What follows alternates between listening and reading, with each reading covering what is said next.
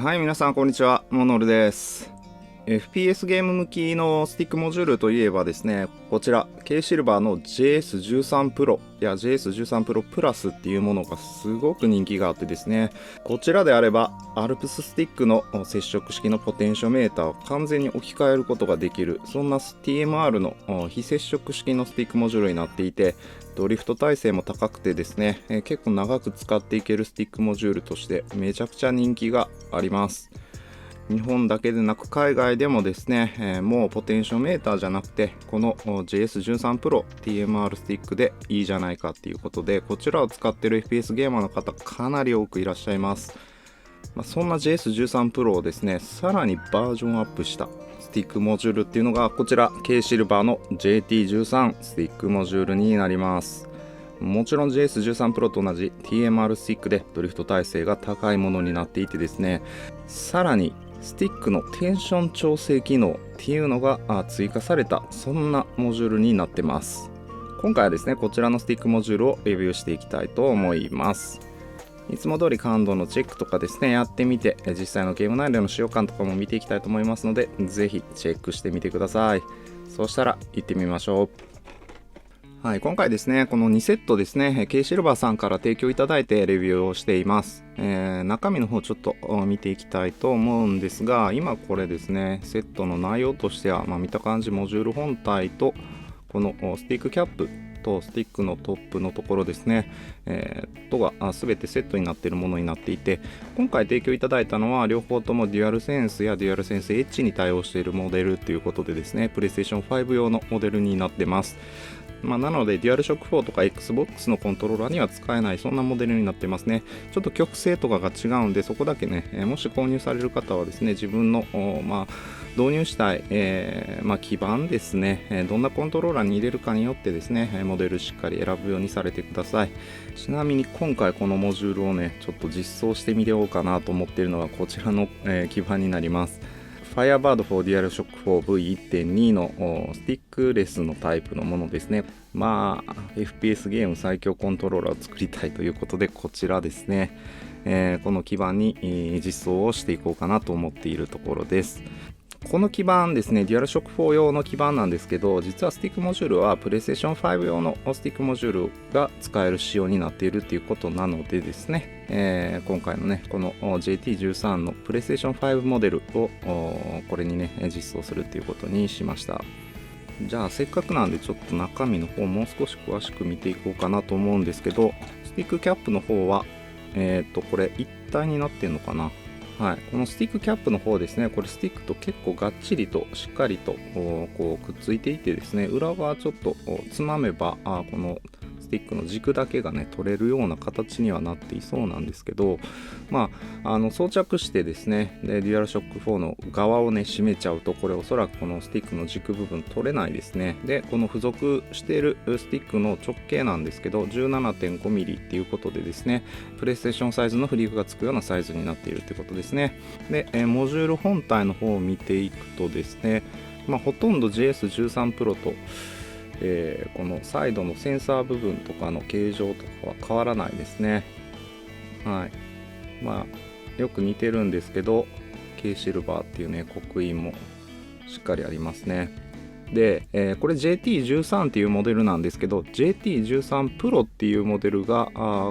まだ現在ですね、あまり見られてないんですけど、もし発売されたらですね、このスティックの上の軸部分取り外しができるようになるっていう、そんなことがですねこのケース裏面に書かれてます。私が今回送ってもらったものは JT13 っていうプロがない無印のモデル2番目になっていて、3番目 JT13 Pro っていうのも予定はあるみたいですね。そしたらちょっとこれつけてみようかなと思うんですけど、どういう風につくんかなこれ。はい、結構力必要だったんですけど、ギューッと押し込むとこんな感じで、スティックがインストールできてですね、でスティックの天面のところにこの丸い目印が書いてあります。この状態でスティックをこう回すとテンションが変わると。で、ここまで来たらこれ以上回らないって感じですね。実際のスティックテンションがどの程度の重さになるのかっていうのはちょっと実際にコントローラーに実装してみてからですね、ちょっと検証をしてみたいと思います。そしたらですね、この Firebird の基板の方にこちらインストールをやっていきたいと思います。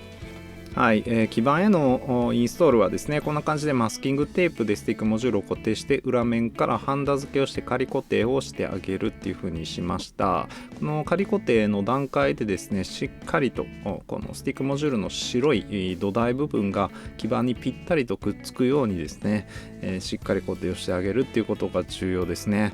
それでしっかり基板と平行にスティックモジュールがねしっかりつくようにするっていうことを意識してやりました。あとはですね、それぞれのピンですね、それをひたすらハンダ付けしていくだけっていう感じですね。はい、こんな感じでひたすら、ハンダ付けっていうのをやっていきました。まあ作業自体はですね、もう10分もあればできるかなっていうぐらいのかなり簡単な作業ではありますが、ハンダ付け慣れてない方とかはね、ちょっと難しいかもしれないです。はい、ハンダ付けの方完了しました。しっかり白い土台の部分が基板に接触していてですね、しっかりと基板に平行にですね、ハンダ付けできたかなと思います。なかなか私としてはうまくいった方なんじゃないでしょうか。で、1個気づいたことがあってですね、JS13 Pro の時、この白い土台を基板に接触させても、センサー側のね、この青い方が結構この基板にね、しっかりくっついてしまう関係でですね、このセンサーがね、ちょっとつっかえ棒みたいになっちゃって、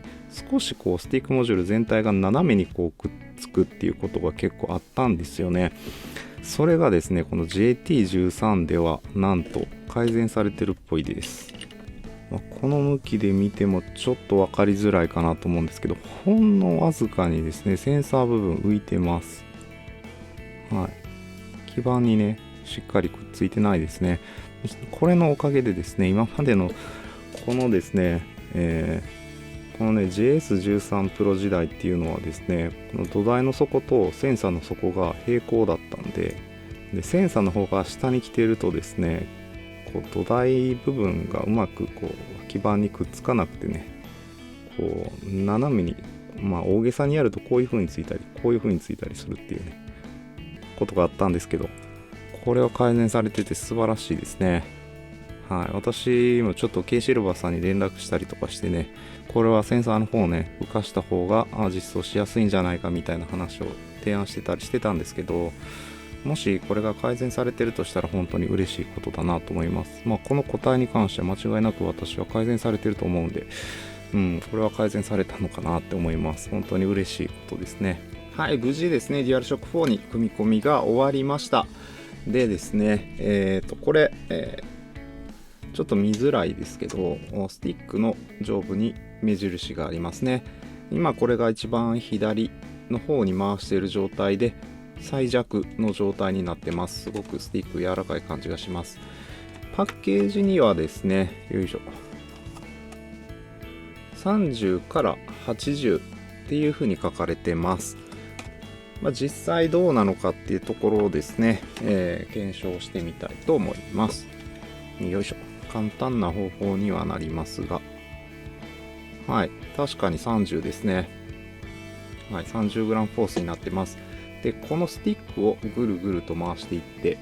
一番右の方にやってみると、よいしょ。はい。これで、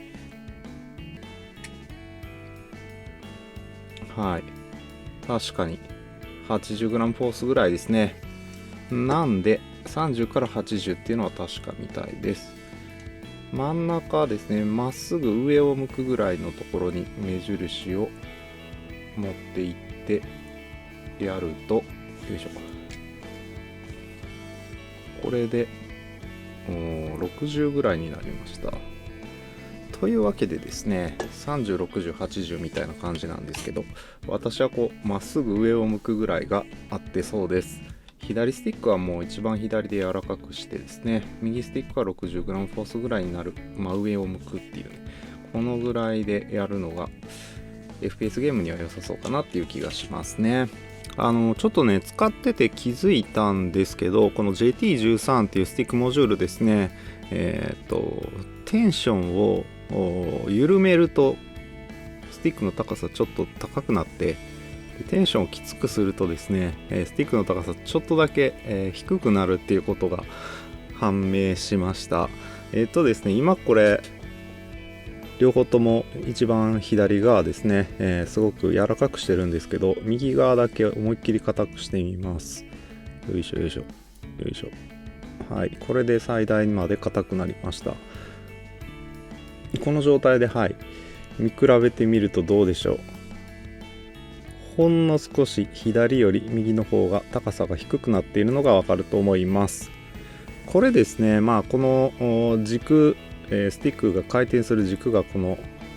こにあるんですけど、ここからこのスティックの高さですね、スティックキャップの一番上のところまでのこの距離を測ってみるとですね、だいたい左側が 22mm、 右側が 20mm ですね。なんで2mm ぐらい高さが変わるっていうことです。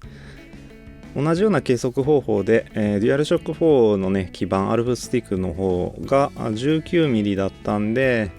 一番低くしても 1mm 高くて、こっちが高い方が 3mm 高いっていうことで、結果的にはね 5% 低感度、こっちが 15% 低感度っていうようなスティックになります。可動域自体が 15% 広がるってイメージですかね。5% と 15% 広がって上から見た時の倒す距離が長くなるっていう感じですね。実際のプレイでそこまで大きく気にならないかなっていう気はするんですけどね。高くなる方が柔らかいので、柔らかくなって素早く操作できるっていう方の影響の方が大きくてですね、高くなって感度が低くなったっていう風な感覚っていうのはあんまりなかったですね。一応ですね、プレイフィールに影響がないとまでは言えないので、一応ねこの JT13 をつけてみようと思ってる方はね、この点だけは注意が必要かもしれないです。そしたらですね、スティックの感度カーブ測りたいと思います。 JS13 Pro とねおそらく同じでリニアだとは思うんですが、どうなんでしょうか。はい、そのわけでですね、スティックの感度カーブの方も測ってきました。リニアとの誤差なんですが、やっぱり JS13 Pro と同じでですね、めちゃくちゃ直線上でリニアなそんなスティックモジュールになってました。で、私の方で、基板に実装したわけなんですけど、多分ね基板へのハンダ付けとかですね、その平行の取り方はうまくいってると思うんですね。ただですね、左側低感度にちょっとなっちゃってます。これですね、ちょっとねこの今回組み込んだこのデュアルショック4のね、側の方ちょっとねこのぐらいかな、若干右にずれてるっていうね、センターがちょっと右にずれてて、で、これが本当に完璧にカメラの位置中心と平行に今デュアルショック4を持ってる感じなんですけど、見ての通り右に若干ずれてるんで、左側の方が可動域大きくなってですね、右側狭くなってで、ちょっと左側低感度に、グラフ上はなってしまうと、キャリブレーションするとどうしてもそういう風にね、なっちゃうという感じなんで、これはね、言って 10% なんでね、そこまで気にする必要ないかなとは思うんですけど、ちょっとだけこれはね、もう一回組み込み直してちょっとうまく位置調整できるかやってみてですね、でキャリブレーションし直して、でそれから使っていこうかなっていうふうに思ってるところです。そしたらね、実際にこの JT13 でゲームプレイをやってきたので、そちらの方をちょっと見ていただきたいと思います。はい、まずはいつも通り R5 のワンマガシーンを抜粋したものからですね、本当にやっぱりスティックの感度とか操作感はめちゃくちゃ素晴らしいですね。やっぱり JS13 Pro が今出てるスティックモジュールの中でナンバーワンなのは間違いないかなと思いますし、そのスティックテンション調整機能が追加されただけっていうね、バージョンのこの JT13 っていうのも本当に操作感素晴らしいです。しかもですね、やっぱテンション調整できるってことで、これ結構ね R5 いろんなテンション試してやってみたんですけど、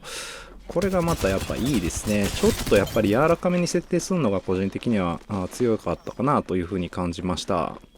ほんの少し左にひねってですね、50g フォースぐらいですかね、っていう設定にするのが近距離はめっちゃ強いですね。で、ここからね APEX のランクですね、もうすでに新しいシーズンの第一スプリットの方のランクですね、ダイヤ目指してやっているところなんですが、こちらでもだいたい 50g フォースでやってたんですけど、やっぱりちょっと遠距離難しいかなっていう感じる時もあったので、また 60g フォースぐらいに戻しました。ちょっとね、テンションをそこからさらに強めたら中遠距離強くなるかなと思ってやってみたんですけど、今度は近距離めちゃくちゃ指が疲れるような感覚があったので、60がやっぱ個人的にはすごくねしっくりくるテンションかなっていう気がしますね。この辺り、近距離ガンガン戦っていってそっち重視したいよっていう方はね、50とかもしくは40ぐらいまで落としてもいいかもしれないですね。すごくねその辺りの調整ができるっていうのはやっぱこのテンション調整機能本当にいいなっていう思うところです。で、あの後ですね、デュアルショック4の方ですね、いろいろ側を変えたりとかいろいろしてみて、で左右感度誤差の原因がどこにあるのかちょっと調べてみたんですけど、どうもね私が今回、レスポンスカーブを計測した側ですね、あれがどうもいまいち良くないみたいですね。最新のなんだろう、あれは中古じゃなくてね、新品で買ったデュアルショック4ですね、そちらに乗せ替えると左右感度誤差ね、明らかにちゃんと計測はできてないんですけど、隙間がね全然左右均等になったので、ちょっとねその箱というかその側もちゃんとしたものを用意しなきゃですね、ああいう左右感度こそが出ちゃうっていう風なことがね、どうもスティックモジュールというかコントローラーのね、特性としてあるんだなっていうことがね今回大きな発見でした。そのあたりね、どこまで突き詰めるかっていうところなんですけど、正直その結構しばらくランクとかもその左右感度こそ出るようなその JR ショック4のね、古いやつで、ちょっとやってたんで、その違いとかも比べられたんですけど、正直ねそこまで左右感度こそ敏感になんていうか神経質にね、考えなくても良さそうです。あとですね、スティックモジュールとしてはね、その高さが変わるっていうところがありましたけど、あれもね、本当に全く私は気にならなかったですね。もともと JS13 Pro って割とね、リニア度合いかなり強くて、で結構敏感なスティックモジュールですから、多少高くなる分にはむしろメリットかなっていうぐらいな感じですね。なのでそこはねあんまり気にしなくてもいいんじゃないかなと。例えば 60g フォースぐらいで使ったらですね、1ミリから2ミリぐらい上がるっていうことで、純正のデュアルショック4と比べてね、なんで、ちょっとね 10% ぐらい低感度になるわけなんですけど、それがねすごくエイムに影響するっていう感じではなかったです。ただ若干やっぱ慣れみたいなものはね、この JT13 に対する慣れっていうのは必要にはなってくるかなとは思います。本当にねアクセル環境ってことで、私もね、あえてアクセル使ってですねこう前を張るようなプレイっていうのを練習しようと思ってね、今まで結構2番手3番手をやることが多かったので、ずっとこう1番手を練習しているっていうそういうスプリットなんですけど、ちょっとずつ板についてきたかなっていう感じでね、昔よりもやっぱ1番手やってみるとですね、どのタイミングで攻めるのかどのタイミングで引くのかみたいなところがねだいぶ分かるようになってきたかなっていうところでですね、すごくね、ちょっとエイペックスが上手くなったような気がするそんなスプリットになってですね、すごく充実していて楽しいですね。アクセル環境ねいろいろ賛否両論ありそうなんでね、なかなかこれがね好きになれないよっていう方もいらっしゃるかなと思うんですけど、でRC フィルター周りの話もね、ファイヤーバードこれ使ってるんで、一応このランク回してるときは RC フィルターを有効にしてですね、私が普段使ってて公開をねファイヤーバードのウェブコンフィグツールの方でね公開している設定そのままで使ってるんですけど、これがねまだ現状ですね、なんとも言えない状況ですね。今のところ、LGS で禁止になっているっていう情報はあくまでね、内部の文章が、勝手にリークされてるっていうような扱いなわけですね。なんで基本的に公開マッチに影響のある話ではないんですけど、なんかねいろいろきな臭い話もね出てきたりはしてます。このあたりですね、ちょっとねそろそろ EA も公式声明的なものを出していただかないとこれをどう扱っていいのか正直わからないですね。ALGS で禁止されたってことは有利になるから禁止されたっていうふうにも考えられるわけですけど、そうじゃないんであればですね、有利になるっていうことがはっきり分かってないとか、有利になるわけじゃないけどあくまでそういうものをね、求める姿勢というのがプロとしてふさわしくないから禁止してるんだみたいなね話もありうるわけですから、そのあたりをねちょっとはっきりしてほしいですね。そしたらね、一般の公開マッチとかでも使えるのかどうかっていうのもはっきりしてくるかなとは思うところです。情報を錯綜してて、何が正しいのか、これ本当にね、正しい情報っていうか、なんかちょっと持っている情報とか実際はそうではない情報とかいろいろ多分今流れてるんで、もう公式声明以外ちょっと信用ならないなみたいな状況にはなってますね。で、Call of Duty Black Ops 7の方に画面切り替わってますが、結構ね、スティックの方を緩めにしたりとか、今これフリークなしでだいたい 60g フォースぐらいっていう、ね、設定で使ったりとかですね、もう本当に 40g フォースとかぐらいまでゆるゆるにして使ってみたりとかいろいろ試してみました。やっぱりね、あんまり緩すぎると、ちょっと微妙にエイムがずれるかなみたいな時もあったりでね、サクッと遊ぶ分には60g フォースとか 50g フォースぐらいの柔らかさがやっぱり一番私には合ってたかなっていう感じなんですけど、慣れればね40とか、ゆるゆるな設定にした方がもしかしたら強いかもしれないなっていうところでですね、そのあたりじっくりとやり込んでね突き詰める方なんかにはね非常にやっぱりいいんじゃないかなというふうに思います。強いて言うならね、やっぱり高さが変わらないでね、いてほしかったなっていうのはちょっとあるんですけどね。高さが変わって、特に柔らかくした時にスティックの高さが高くなって、若干ね、低感度気味な方向に触れるというところが、少しね、柔らかいスティックのメリットを潰してるかなっていう感じがするので、そこがね、本当に突き詰めていくとちょっともう一歩っていう感じはね、若干あるのかなっていう気がしましたね。そのあたりね、仕組み的におそらくですね、スティックモジュールの軸部分に出ている突起の金属の部分をこうネジでこう締め込んでいってですね、上からこう押していくとスティックのテンションが強くなって、で、こうネジをね緩めて、で押し込まないようにするとスティックが柔らかくなるみたいな、そういう仕組みになっているっぽいんで、ちょっとね、内部的に結構そういう風に高さを変えないっていう風にするとちょっと複雑になっちゃって大変なのかなっていう気はちょっとしますけどね。もっとね、さらに、いいスティックテンション調整機能付きのスティックモジュールっていうのをね、もし開発する機会があったら、ぜひね、そのあたり改善していただけたら嬉しいなっていうふうに思うところです。あとね、ハンダ付けとかもね、非常にやりやすくなってて良かったですし、もう改善するところって言ったら、あとはそれぐらいなんじゃないかなっていうことで、本当にね、私がそのスティック、ホールエフェクトスティックですね、特に最初の頃はリニアじゃなくて、これがね、ちょっと FPS ゲームには向かない特性なんじゃないかって言い始めて、1年半ぐらいですかね、もう。本当にね、ようやくっていうほど時間経ってないですけど、なんか気分的にはようやくというかそんな感じでね、もうスティックの感度っていう意味では完璧な TMR スティックが出てきて、ドリフトにね、あまり悩まされずに今後は遊んでいけるっていうことで、本当にこのコントローラー、特にスティックモジュールの進化っていうところはですね、目を見張るものがあるなと思います。本当にね、